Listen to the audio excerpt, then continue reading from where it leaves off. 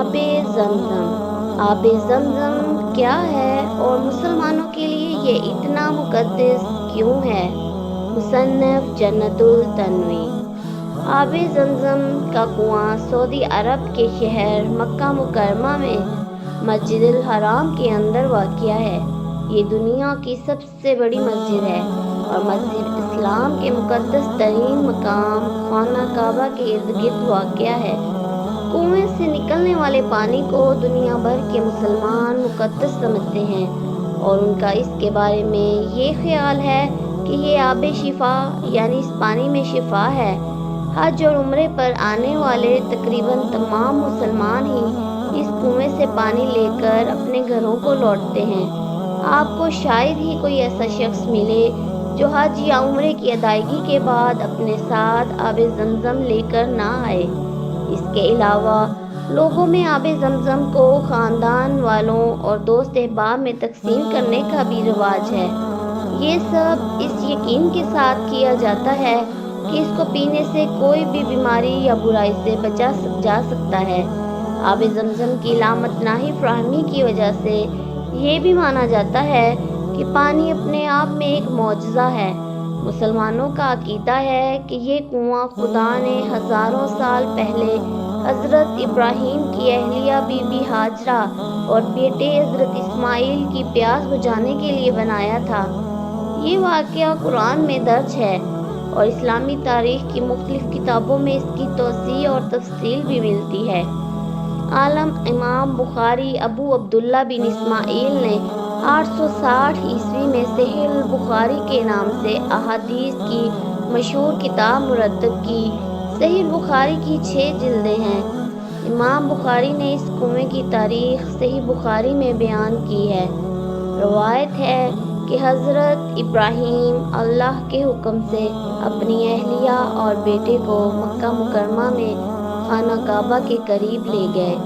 اس وقت مکہ مکمل صحرا تھا اور یہاں شہر آباد نہ تھا اور نہ ہی یہاں پانی دستیاب تھا۔ صحیح بخاری کی روایت کے مطابق حضرت ابراہیم نے انہیں کچھ کھجوریں اور پانی دے کر صفا مروہ کی پہاڑیوں کے درمیان چھوڑ دیا تھا۔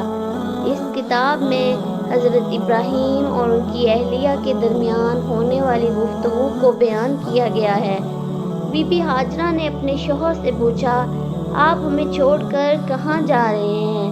ہمیں ایسے میدان میں چھوڑ کر جہاں نہ کوئی مددگار ہے اور نہ کوئی رزق۔ لیکن حضرت ابراہیم نے ان کی طرف نہیں دیکھا۔ آخر بی بی ہاجرہ نے پوچھا، کیا آپ کو یہ حکم اللہ نے دیا ہے؟ جب حضرت ابراہیم نے ہاں میں جواب دیا تو بی بی ہاجرہ واپس آ گئیں، لیکن چند ہی دنوں میں ان کا کھانا پانی ختم ہو گیا اور حضرت اسماعیل کی پیاس کی وجہ سے رونے لگے۔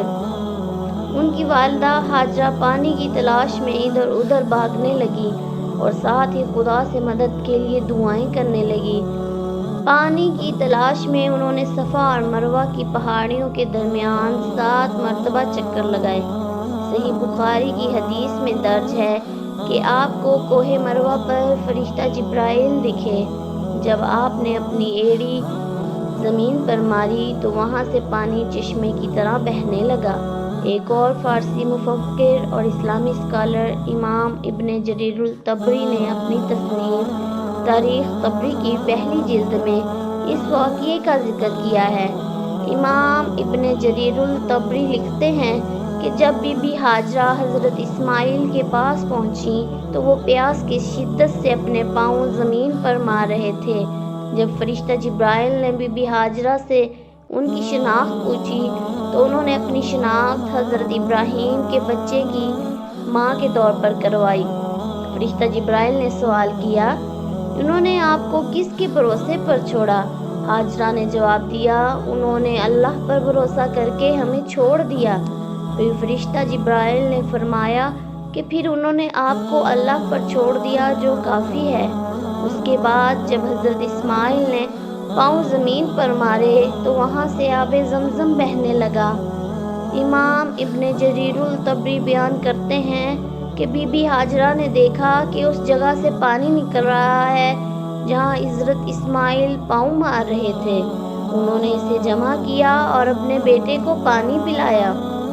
بی بی ہاجرہ کو پھر ڈر پیدا ہوا کہ کہیں پانی ختم نہ ہو جائے۔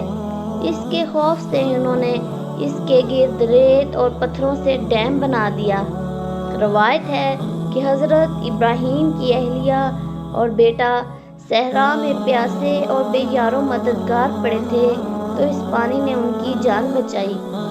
صحیح بخاری کے مطابق پانی ختم ہونے کے خوف سے بی بی ہاجرہ نے کئی بار زمزم، جو عربی زبان کا لفظ ہے جس کے معنی ہے بہاؤ کو روکنا، کی صدا بلند کی۔ اسی مناسبت سے اس چشمے کو آج بھی زمزم کے نام سے پکارا جاتا ہے۔ Thanks for watching, like, share and subscribe.